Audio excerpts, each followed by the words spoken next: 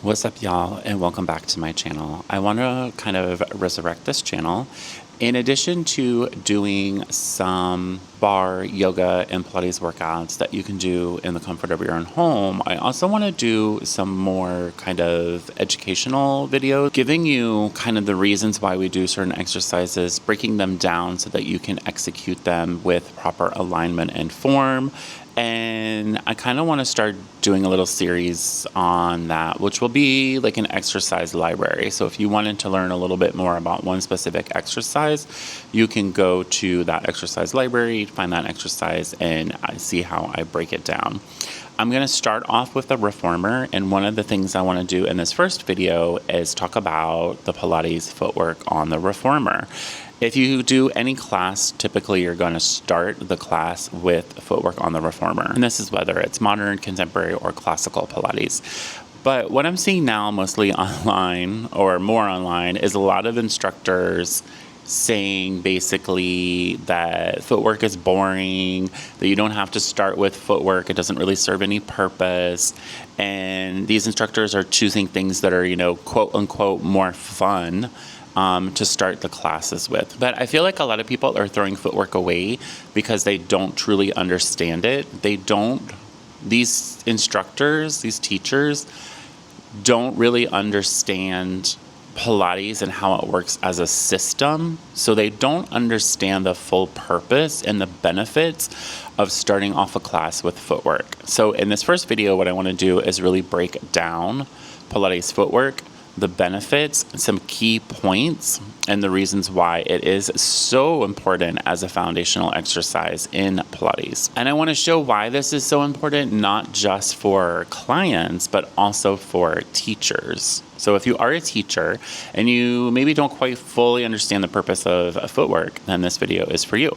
But if you are a student and you kind of want to know a little bit more about why we do footwork and how you can get the most out of it, then this video is also for you. For my fellow teachers, let's be honest, most students don't really understand the order or the importance of things in the order. So it's our job to teach them why we do what we do in class. And I find when teachers are scrapping footwork and coming up with something that's quote unquote more fun or more exciting or looks better for Instagram, it's usually because one, that teacher maybe wasn't trained properly and they don't fully understand how the system works. Or two, the teacher themselves is bored. Let's think you teach a lot of classes. Sometimes you get a little bored teaching the same thing from class to class, so you start making shit up.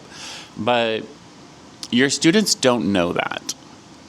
So it's our job to teach them the importance of these things and to figure out how for them to get the most out of it. So it's not that the students are bored, it's that you as an instructor are bored. And you have to remember that our classes are not for us, they are for our clients. So let's talk about some of the benefits of footwork, and then I'm gonna hop on the reformer and show you some key things to look at. One of the most important things that I love about footwork is it teaches me about the body in front of me. It teaches me and gives me so much information on that body laying on the reformer that I then know where I can go within the system or to other apparatus to help them. If you are properly watching your students in footwork, you can learn so much about their body just from that first little initial sequence as they begin to move. So some of the benefits of Pilates footwork is it warms up and aligns the body. That's number one. Also, it engages your core. Not a lot of people really think about footwork as a core exercise, but it definitely is. Because as we are doing our footwork, we still want to maintain that neutral pelvis. So we're using our core engagement to help keep that and maintain that pelvic stability. It builds strength and stability from the ground up. If you think about how we as Pilates teachers, what we're really doing is not just giving somebody a workout, but we're teaching them how to move and live out in the real world. So a lot of what we do, from sitting down, standing up, walking our dog, playing with our children, running, doing other forms of exercise, things we might do just day to day, all of it involves our feet. So when we're doing our footwork, which is why it's called footwork and not leg work, is because we're really beginning to focus on strength and stability. Footwork enhances joint mobility, and I'll talk about this as we're doing the movement, but if you're done correctly, it focuses a lot on joint mobility, especially in areas that we don't always get it, like the ankle. And this isn't just for your feet or for your legs. We are working the whole lower chain of the body. We are working the hips, the knees, the ankle, the feet. We're focusing on spinal alignment. Is the person aligned properly as they're laying down before they even begin footwork? That alone can tell you so much about the body in front of you. How they lay down. Are they crooked? Is, one side heavier than the other? Is their pelvis dropping to one side? Are they arching their back? Are they not mentally dropped in and connected to their body? And speaking of that, another great purpose of footwork is that it begins to connect the mind to the body. Pilates isn't just a workout to get sweaty. It is about mind-body connection. It fires up your glutes and your hamstrings, two primary muscle groups that we're working in footwork, so very important. I like to tell people, don't think about footwork like a leg press. Don't think about the pressing out. Think about the coming in. The work is the closing of the springs. But think of your footwork almost like doing squats.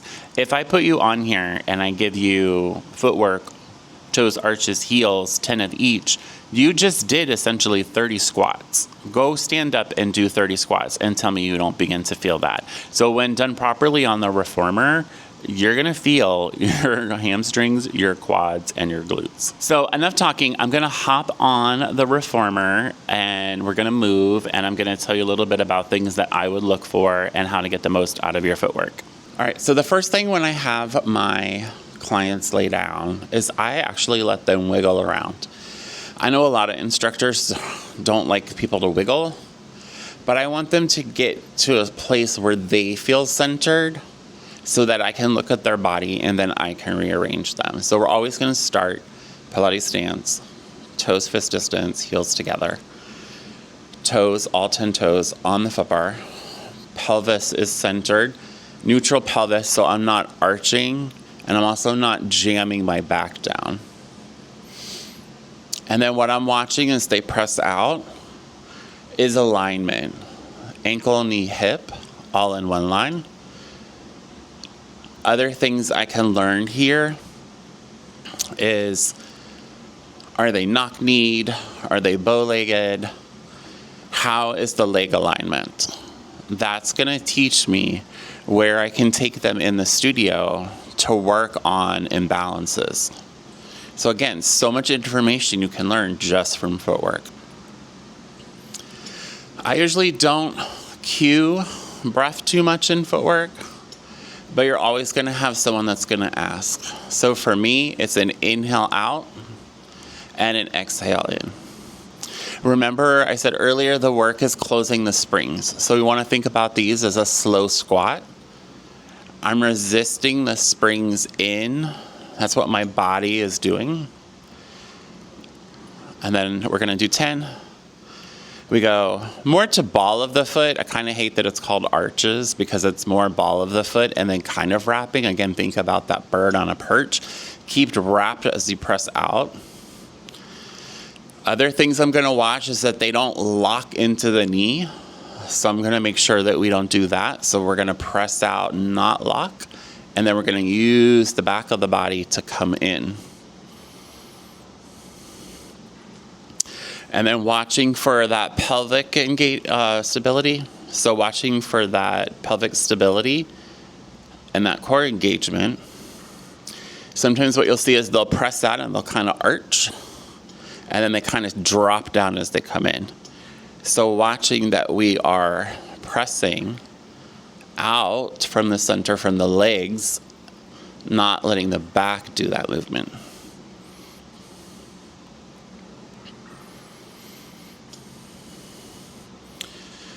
We do 10, we come in. All right, up to the heels, just the heel zone. Toes pointing straight up. What you'll see a lot here is the toes curling back and the feet rotating out. And then when they come in, they drop the feet. So remember I talked about ankle stability, something that we don't work a lot. Heels is actually meant to open and close at the ankle joint. So I tell them, imagine you're standing on that wall in front of you. So as you press out, you're keeping the toes, the ball of the foot, even the inner arch pressing forward. That you get more out of this by opening and closing at the ankle instead of pressing out, curling, coming in, dropping. So we're watching that. Can you stand firmly on the ground or on that wall in front of you? Then you get more quads too. Then we're going to go down to tendon stretch. A lot of people will do tendon stretch either together or feet in Pilates stance. I prefer to have them do it parallel hips width, so ankle, knee, hip alignment. This gives me more information. Lower, lower, lower, as they lift. So what you'll see a lot here is that lifting and kind of rotating out, that pronating. And then I'll give them a cue like oppositional stretch. I love cueing oppositional stretch because it makes the body feel so good. So as my heels are reaching under, I'm reaching back through my crown of my head, finding length in two different directions. So what I'm watching is that they don't rotate out. So just like heels, press through the big toe, the ball of the foot in the inner arch forward as I lift my heels, and then resisting down. I get so much more out of this than if I just throw it away. Do 10, lift the heels, bend the knees, and we come in. Thank you so much for watching this video. I hope you guys learned a little bit more about your Pilates footwork on the reformer. If you guys do have any questions, make sure you drop them in the comments below.